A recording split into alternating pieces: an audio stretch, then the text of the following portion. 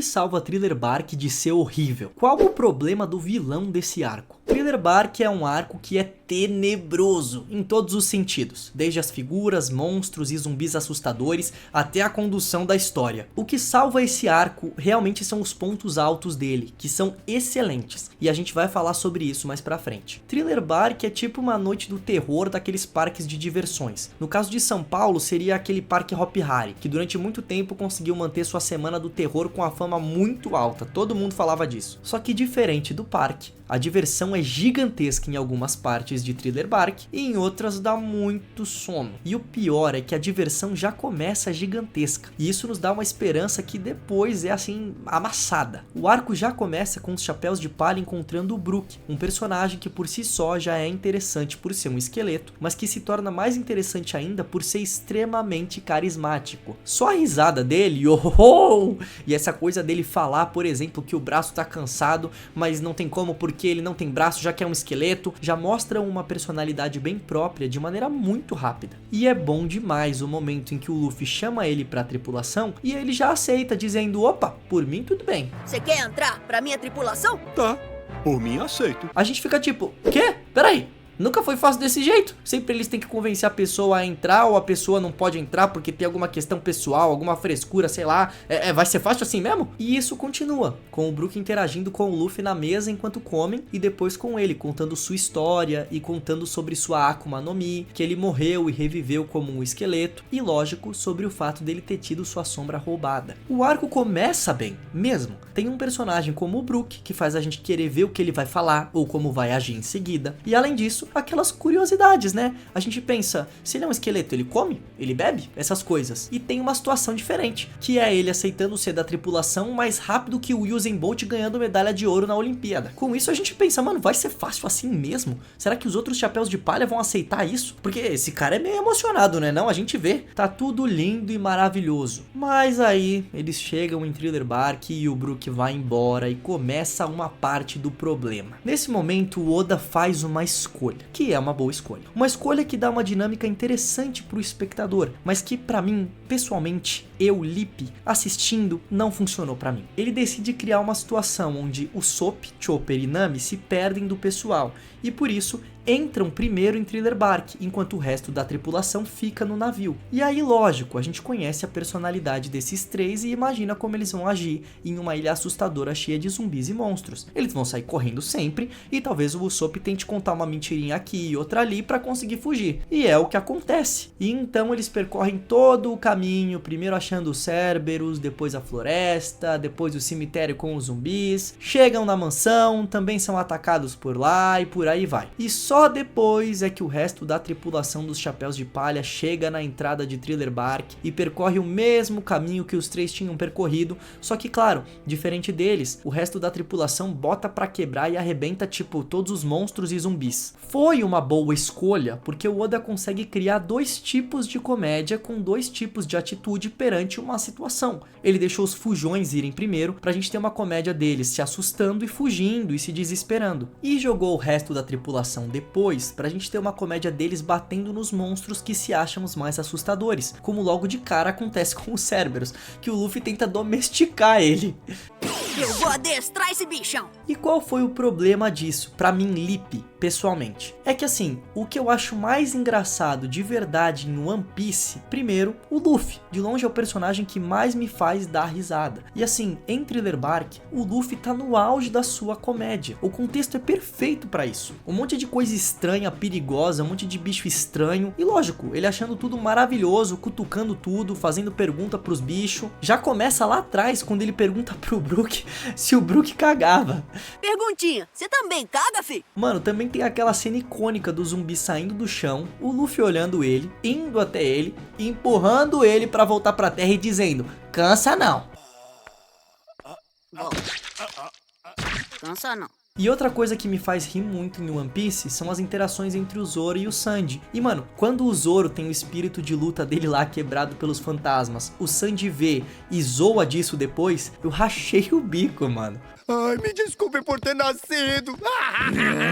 Agora, o Usopp, Nami e Chopper fungindo com medo, eu nunca acho tão engraçado assim. Por isso que eu digo que pra mim que foi bem sofrida essa parte deles três, porque fica muito tempo neles. Mas esse sou eu, como eu tô falando aqui. E por isso eu peço, por favor, comenta aqui se você achou tudo engraçado ou o que você achou engraçado dessa parte especificamente. Porque dá pra ver que o principal objetivo do Oda nessa parte do arco era fazer a gente rir mesmo, de dois jeitos diferentes, como eu falei. Talvez você tenha achado sim as duas partes engraçadas, ou como eu, achou só uma, ou nenhuma, não sei, comenta aí, eu quero saber de verdade, porque pode acontecer. E cara, eu queria tanto ter visto mais do Luffy, principalmente interagindo em Thriller Bark. Eu tava cascando o bico toda hora com ele, mas eu senti que as interações dele com o que tava em volta, assim, passaram muito rápido. Nossa, pra mim foi o auge da comédia do Luffy até aquele arco, né, até aquele momento. Ele aparecia na tela sem falar nada, só parado, e eu já começava a rir de tão engraçado que ele tava em todas as situações nessa parte do arco. Aí a história segue, os Chapéus de Palha logo chegam na mansão do Moria, o Sanji some e eles veem que o negócio tá complicado e que eles têm que salvar o companheiro e, claro, cumprir a promessa de derrotar o Moria e devolver a sombra do velho lá que falou com eles do lado de fora, que a promessa é pra esse velho aí. E a Nami, o Usopp e Chopper continuam explorando, correndo e fugindo. E agora, eles fazendo isso, é utilizado de maneira mais forte também como ferramenta da narrativa, pra gente conhecer a mansão gigante do Moria, que tem várias passagens secretas, quadros, laboratórios e etc. Vemos a sombra que fala igual o Brook e ficamos tipo, nossa, que é isso? Como assim? Isso dá uma instigada legal, mas não é o bastante. Esse é um dos momentos que mostra que Thriller Bark é um arco que muitas vezes parece que vai andar pra frente, mas para, trava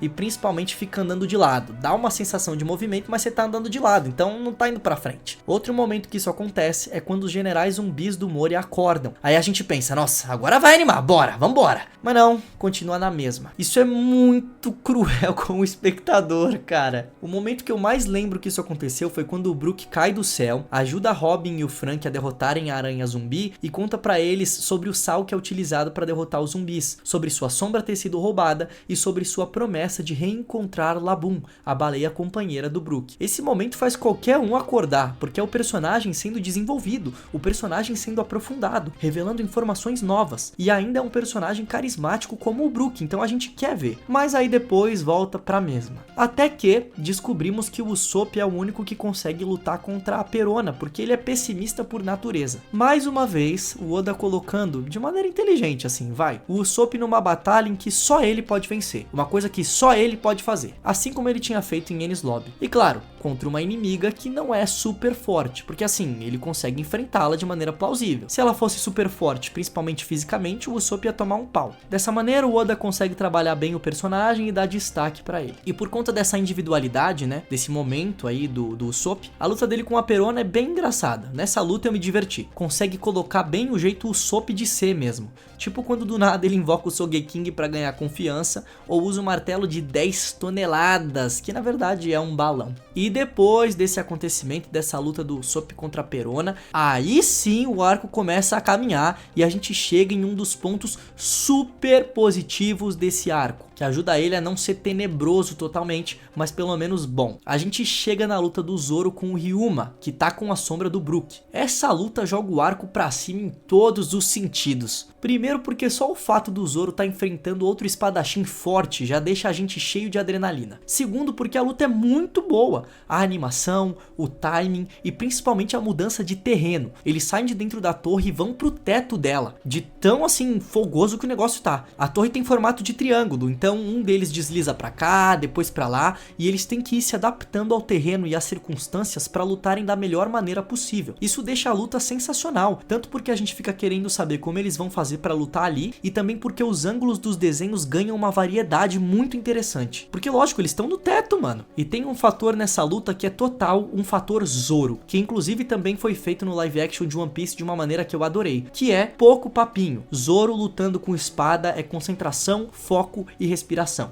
Nada mais, nada menos. Tanto que em dado momento ficam o Zoro e o Ryuma só respirando, se recuperando, concentração total. É realmente incrível essa luta. Depois disso, temos também a luta do Hogback usando os zumbis do Zoro e Sanji contra Chopper e Robin, que é uma luta em si meio assim, mas a discussão que é colocada ali é o que chama a atenção. Chopper, que tinha uma grande admiração pelo Hogback, começa a perceber que na verdade ele é meio babaca. E por conta disso, eles começam uma discussão sobre dois pontos de vista totalmente diferentes sobre o que é ser médico. Uma discussão sobre corpo e alma. Hogback diz que ele conseguiu, reviveu as pessoas, ele fez a maravilha da medicina. E Chopper faz um discurso que questiona isso, jogando pra nós a pergunta: será mesmo, Hogback, que você reviveu alguém? Tá bom, você reviveu, a pessoa tá aí andando, mas ainda é a pessoa? Tipo, é fisicamente igual, mas pode-se dizer que é a mesma pessoa, já que a personalidade é diferente, ela não tem livre-arbítrio, não tem vontade própria. Então, pensando assim, Hogback, realmente você conseguiu reviver as pessoas? É realmente uma discussão sobre corpo e alma. O que vem primeiro?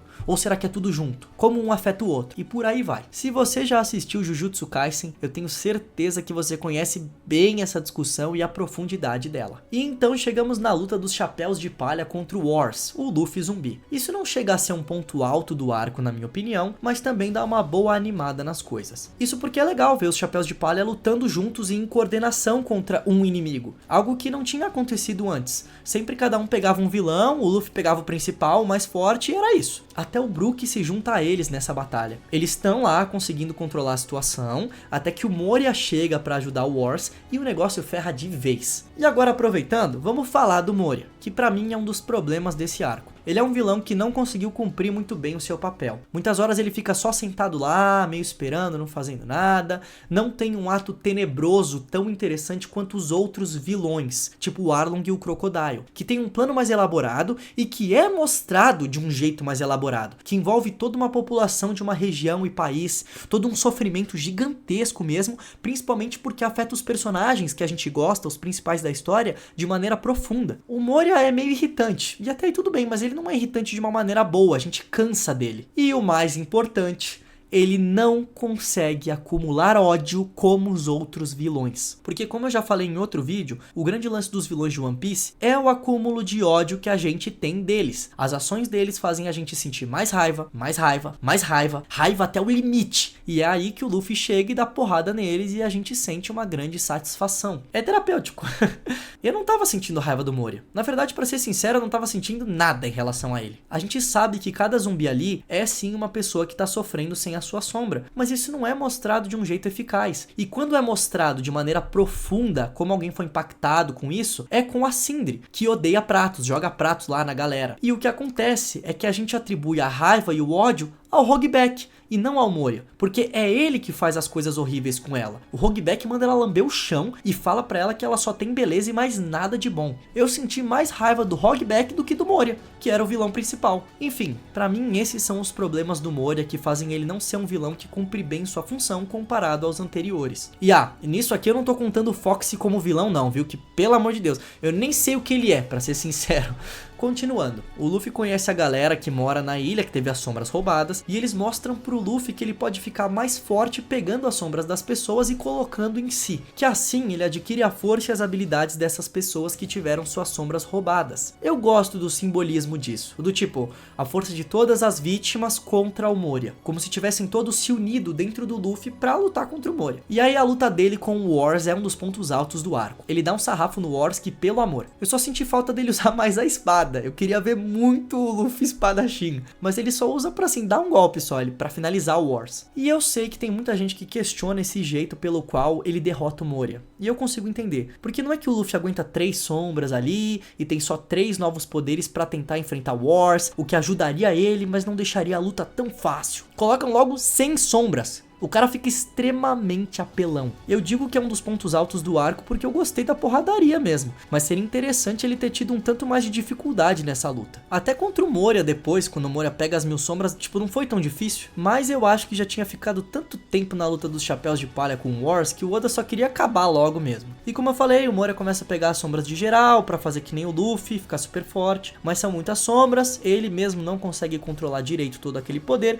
e é derrotado de uma maneira que, como eu falei, eu achei simples, fácil. E aí, meu amigo, a gente chega na parte do arco que salva ele totalmente. A parte que resgata o One Piece do mais alto nível. É quando o Kuma chega. E ele de longe, com pouco tempo de tela, já é muito mais interessante que o Moria. Começando pela Bíblia que ele sempre carrega. Que é isso? A gente começa a perguntar, por que ele fica carregando esse negócio? Ele tá indo ali pra matar as pessoas e tá carregando uma Bíblia. O ensinamento da Bíblia não é esse aí não. O jeito de falar dele, calmo, sereno, também chama atenção. E a tensão criada porque tá todo mundo ferrado. Como é que eles vão enfrentar outro Chichibukai, todo mundo machucado? Meu Deus. E a hora que ele explode geral, com aquele ar comprimido, aquela cena é sensacional visualmente. E também quando ele revela ser uma arma do governo, além de ter a Akuma no Mi, a gente fica pensando, como é que eles vão derrotar esse cara, mano? Não é possível. Ele é muito forte. E é forte de um jeito muito mais interessante do que o Moria, como eu já falei. Tudo bem que eu gosto de uma tensão no ar e aí isso pesa, né? Pra o meu achismo aqui.